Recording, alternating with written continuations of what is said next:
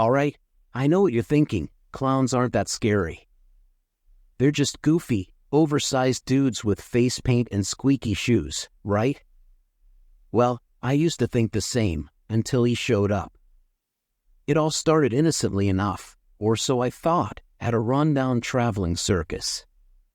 The big top was tattered, the attractions were clearly past their prime, and the smell of stale popcorn and overpriced cotton candy filled the air.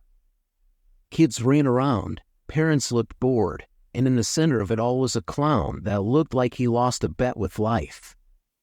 His red nose was peeling, the paint on his face cracked, and his costume was faded, as if the joy it once represented had long since dried up. I'd had a rough day, and honestly, I wasn't in the mood for anything, least of all a clown trying too hard.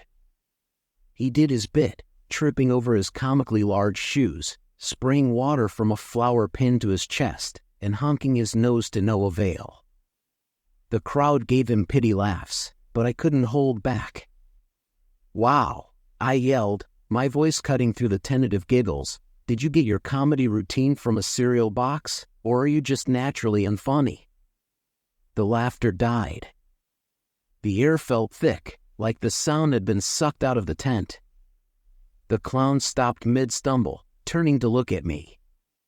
His painted smile remained frozen on his face, but his eyes, oh, those dead eyes, locked onto mine.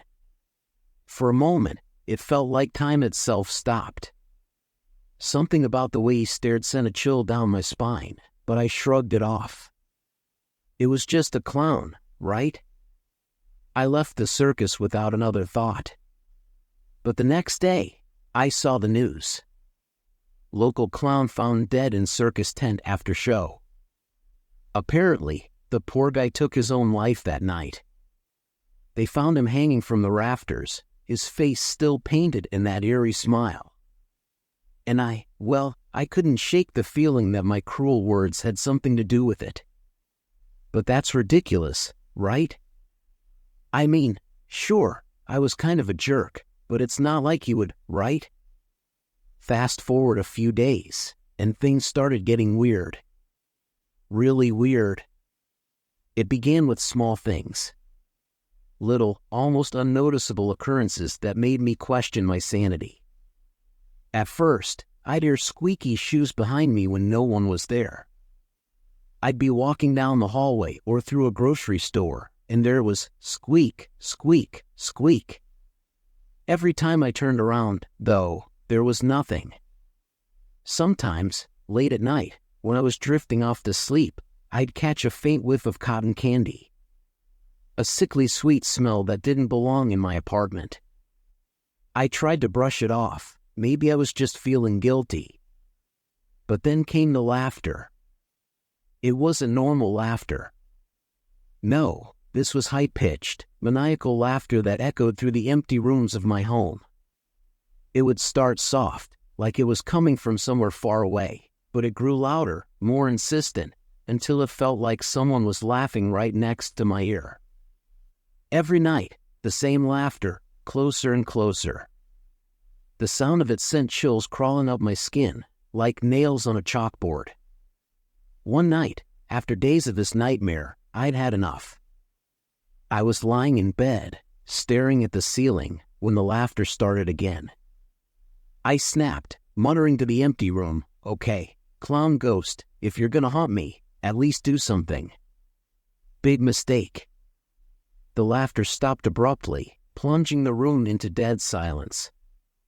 I sat up, my heart pounding in my chest, and that's when I heard it, the unmistakable sound of squeaky shoes, slowly dragging across the floor. I looked toward the doorway, and there he was. The clown. Except now, he was translucent, his form shimmering in the moonlight, hovering a few inches off the ground. His face was the same, frozen in that grotesque, painted smile, but his eyes were dead, sunken into his skull. Dark, hollow pits that stared straight into me. "Thought you were funny, huh?" the ghost clown said, his voice distorted, like it was coming from an old carnival speaker.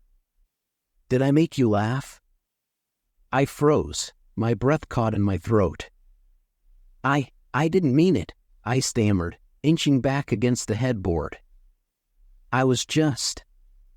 No one laughs at me, the clown snapped, floating closer. His face twisted, the smile stretching wider, too wide, the painted tears running down his cheeks like streaks of wet paint. Now it's my turn to laugh. Before I could react, he honked his nose, and out of nowhere, a pie flew across the room, hitting me square in the face. I blinked, the cold whipped cream dripping down my nose, only for another pie to come flying. Wham! Okay. I'm sorry, I yelled, wiping my eyes as more pies flew at me, splattering across the room. But he wasn't done. The lights in the room flickered, then began spinning. My bed suddenly jerked, spinning like a twisted carnival ride. I clung to the mattress as the room blurred around me, the clown floating above, cackling wildly.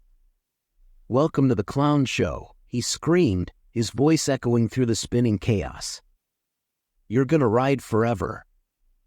I screamed, trying to crawl off the bed, but it felt like I was trapped in some kind of nightmare. The room twisted and warped, my vision swimming, and the clown's maniacal laughter filled every corner of my mind. "Stop! Please!" I shouted, but he just floated closer, his red nose inches from my face. "How does it feel? You think you're funny now?" "I take it back," I screamed, tears streaming down my face. "You were hilarious. The best clown I've ever seen." The spinning stopped abruptly. I collapsed onto the bed, my body trembling. The clown hovered in front of me, his smile still grotesquely wide. For a moment, he didn't say anything. Then, slowly, he honked his nose again, honk. I braced myself for another pie, but nothing happened. The room fell silent, the air thick with tension. The clown's form began to shimmer, fading into the darkness. But before he disappeared completely, he spoke one last time. "I'll be watching you, buddy." The next few weeks were a blur of sleepless nights and constant paranoia. I'd see glimpses of him in the shadows, hear his squeaky shoes behind me when I walked down the street, and always, there was that faint, distant honking. He never fully left, just lingered, haunting the edges of my life. The clowns became more than a nightmare. They were a curse, woven into the fabric of my existence, feeding on my fear. They say clowns aren't that scary, but trust me, they don't play fair. And now, I'm afraid they'll never stop.